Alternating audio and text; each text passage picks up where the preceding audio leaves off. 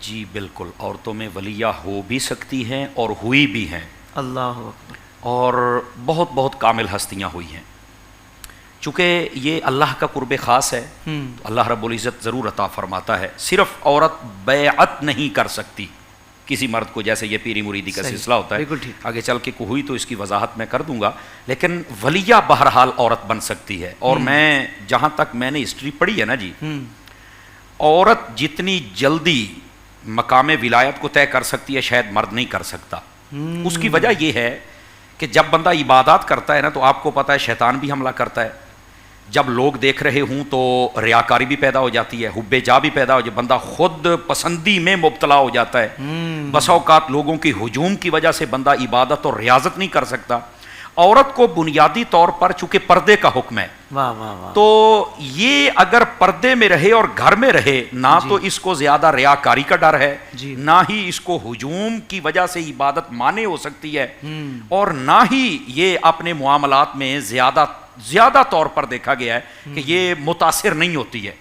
تو اگر یہ گھر میں رہ کر عبادات شروع کر دے بنسبت مرد کے، یہ زیادہ جلدی یہ سفر طے کر جاتی ہے۔ لیکن عمومی طور پہ یہ عورتیں کرتی نہیں۔ جنہوں نے یہ سفر کیا ہے وہ پھر یہی کہتی تھی نا کہ باری تعالیٰ تیری رات ختم ہو گئی اور میرا ایک سجدہ مکمل ہوا ہے۔ سیدہ خاتون جنت رضی اللہ تعالیٰ عنہ، لاکھوں سلام ہوا آپ کی تربت انور پر۔ اب اسی طرح حضرت رابعہ بصریہ رضی اللہ تعالیٰ عنہ، آپ کی مبارک ہسٹری دیکھیں، پھر آپ اس مقام پر پہنچتی ہیں، مطلب اس مقام پر ایک ہاتھ میں آگ ایک میں پانی، فرمایا جی چاہتا ہے پانی کے ساتھ آگ بجھا دوں یا آگ اتنی جلاؤں کہ پانی اس کے اوپر رکھوں، ابل کے سارا ختم ہو جائے۔ تو کہا ہمیں سمجھ نہیں آئی۔ فرمایا وہ لوگ جو عبادت کرتے ہیں جنت میں جانے کے لیے یا جہنم سے بچنے کے لیے، یہ ان کے لیے تمثیل دے رہی ہوں کہ تم جنت اور دوزخ کے چکروں میں ہو، تم اپنے رب کے لیے کرو، وہ اس ہر چیز سے تمہیں بے نیاز کر کے اپنی رضا عطا فرما دے گا، اور جب رضا عطا فرما دے گا تو سارے کام ہی ہو جائیں گے۔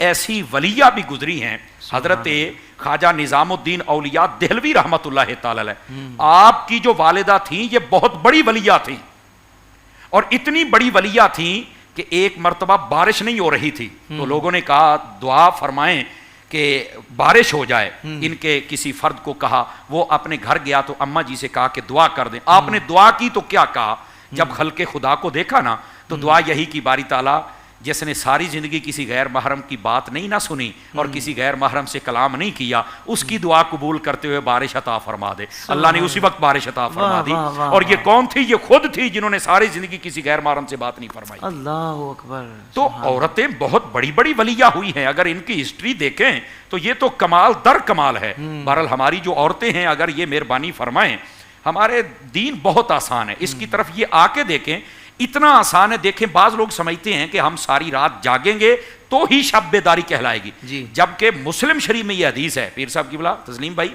مسلم شریف میں یہ روایت موجود ہے، فرمایا جو بندہ عشاء کی نماز پڑھ کے سو جائے اور اٹھ کے فجر پڑھ لے، اللہ پوری رات عبادت کا ثواب عطا فرما دیتا ہے۔ سبحان اللہ۔ تو مطلب ہمیں اصل سورسز ہی نہیں نہ معلوم کہ ہم نے یہ سفر جلدی طے کیسے کرنا ہے، جبکہ یہ سفر طے ہو سکتا ہے۔ تو عورتوں کے لیے زیادہ مواقع ہیں کہ یہ جلدی یہ سفر طے کر سکتی ہیں۔ اللہ تعالی ہماری عورتوں کو بھی اس راستے پر چلنے کی توفیق عطا فرمائے۔